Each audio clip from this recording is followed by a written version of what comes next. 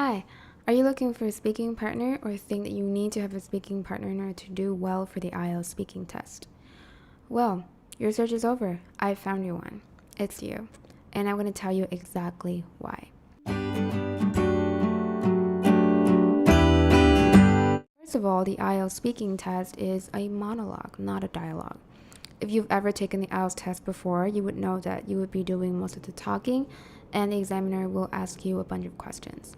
He will not discuss any of the ideas with you, so basically you never have to practice conducting conversations with anybody to prepare for the IELTS test.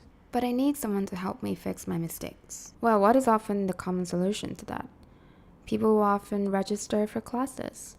Now tell me, please, when you register for classes, who is going to be your speaking partner? Yes, well, probably the person sitting next to you. So you're counting on this person to help you with your grammar and your vocabulary. Is that possible? Not very likely, because you guys are in the same class, so you're probably at the same level. What this person can do for you is probably giving you some comments or asking you some questions after you've given your speech and helping you a little bit with your grammar, with simple grammar, that is. Well, actually, what you're looking for is an opinion on idea development, on your word choice, and also suggestions on how to improve your speaking skill.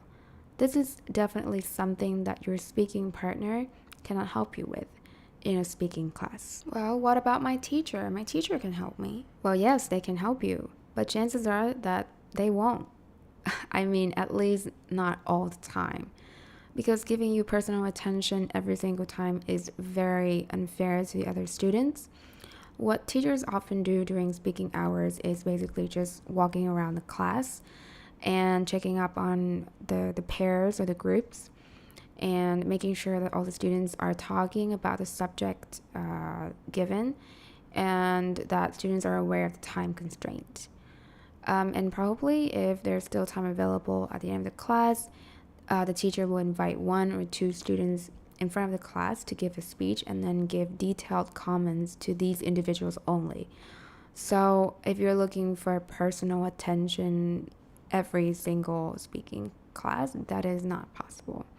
Trust me, I was an IELTS teacher. So I'm not saying that the teachers or going to classes can't help you. Yes, they can, but not that much. It always comes down to you to improve your speaking skill. Please don't expect to earn an 8.0 or an 8.5 just because your teacher scored a 9.0, for example. It doesn't work that way. Your teacher can show you a path, but it's up to you to decide whether to walk down that path or not. And what I'm suggesting today is for us to figure out that path ourselves, to actively search for our own path. Because, well, we learn differently. And what works for other people may not work well for us. So if we can actively search for a path that works for us, then we can learn more effectively. And of course, our results will be very good. So who can I learn from? So you may want to change the question to where and how you learn. So there are two things that you need to understand about the IELTS test and how to prepare for it. Two things that you need to prepare. First of all is familiarizing yourself with the test format. And second of all is improving your general English skill.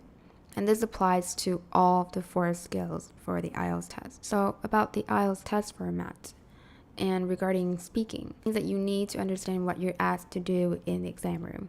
And this may sound simple, but it is not. It doesn't mean that you know that the speaking test lasts for about 14 to 15 minutes and you'll spend probably about 4 to 5 minutes for the first part, about 1 minute to prepare for part 2, 2 minutes to speak, and then probably about 5 to 6 minutes for speaking part 3. It is not like that.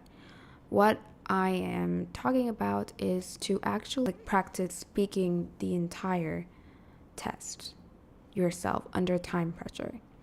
Now, you're probably a very good speaker and you can generate good ideas. That is probably the case, but when you're under time pressure, things are different. You may stumble, you may not be able to speak.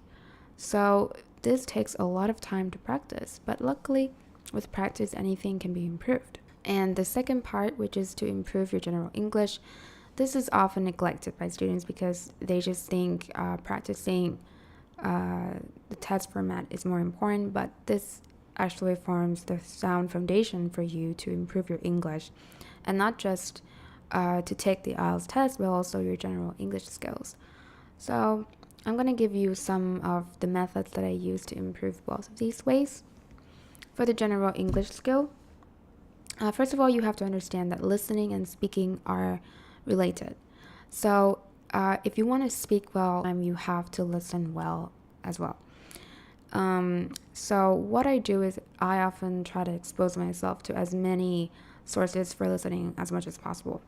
So you can probably check out VOA videos, TED Talks, interviews, and vlogs. These are really excellent sources for you to practice listening to English, and then you can imitate the way that they use words and use it in your speech. And of course, you don't improve your speaking skill by just listening. It doesn't work. You have to speak as well. So what can you do if you're only by yourself? What I often do is, for example, I watch an interview video.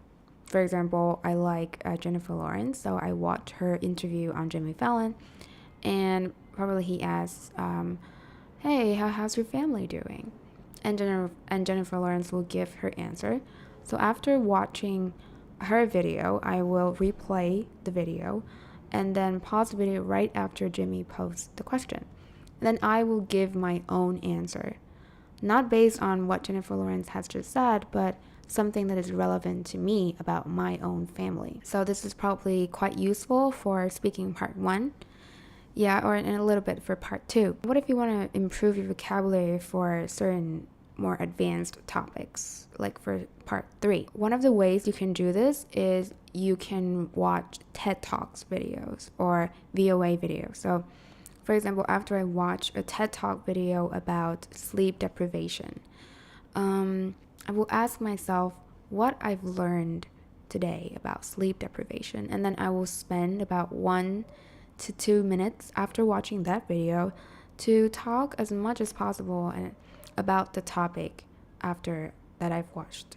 And this is really useful because you've just watched the video, everything is still fresh in your mind, and you can actually hear yourself coming up with really great ideas because you've been informed about this topic right before speaking. So now about the test format practice. Well, of course, you will need to have a bank of questions and answers in order to practice speaking. So first of all, where do you get this bank of questions regularly for you to practice? What I suggest you is to check out this site, Ielts blog.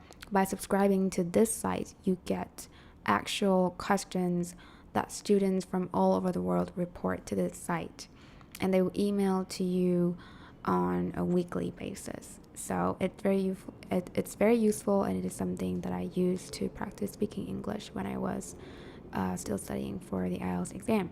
And another matter of concern is about the vocabulary to use. And it is very important. You need to improve your vocabulary, especially for speaking, because it is not quite the same as writing. You will not use such advanced vocabulary, but probably use more idioms, more informal phrases. So I would suggest this really amazing site, ieltsspeaking.co.uk. I found this site and I'm still using it until this very day. There are 20 vocabulary topics for you to choose, and for each topic there is a list of questions for all these 3 speaking parts, and also some sample answers and some key vocabularies at the end of the page as well. So this site is definitely very useful if you want to learn topic-related vocabulary.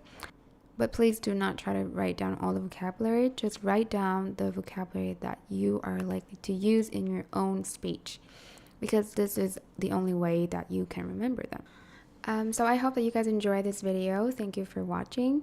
If you're someone who wants to study for the IELTS test yourself to save money, well, I hope that this video has given you some insights, especially about the speaking test. And I hope that it has made you feel more confident in your ability to study for the test yourself.